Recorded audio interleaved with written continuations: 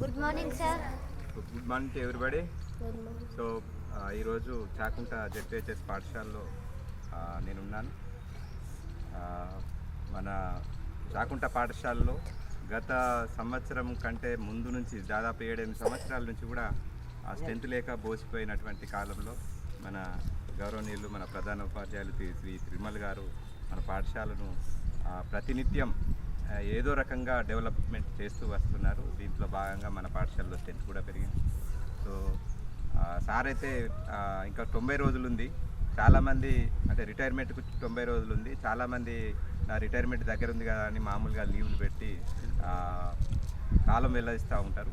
So మేము కూడా ఆ కోవలోకి వస్తాం కావచ్చు, కానీ తను మాత్రం జీతం కోసం కాకుండా పిల్లల జీవితాలను బాగుపరచడం కోసం నిత్యం పరితపిస్తూ సో ప్రతి విద్యార్థి ఎక్కడ కనిపించినా, తన పూర్వ విద్యార్థి కనిపించినా కూడా మన పాఠశాలకు చేయూతనివ్వాలని కోరుతూ చాలా అభివృద్ధి పరిచారు. ఈ పాఠశాల వాతావరణమే మారిపోయింది. సో అపర భగీరథుడు అనొచ్చు. చాలా అంటే పిల్లల కోసం తప్పిస్తూ, అంటే మామూలుగా ఇది అందరికీ ఉండదు. సో మాకు కూడా శిష్యులు ఉన్నారు, కానీ వాళ్ళను కదిలించేటువంటిది వాళ్ళ సహాయ సహకారాలు మీ పిల్లలకు, మీ కొరకు, పాఠశాల కొరకు సేవలను వినియోగించడానికి చాలా కృషి చేస్తూ ఉన్నారు.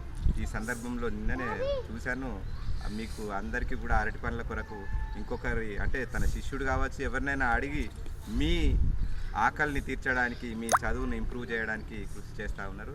నిజంగా మీ మా హెడ్ మాస్టర్ తిరుమల్ గారికి హ్యాట్స్ ఆఫ్ చెప్తూ ధన్యవాదాలు సార్.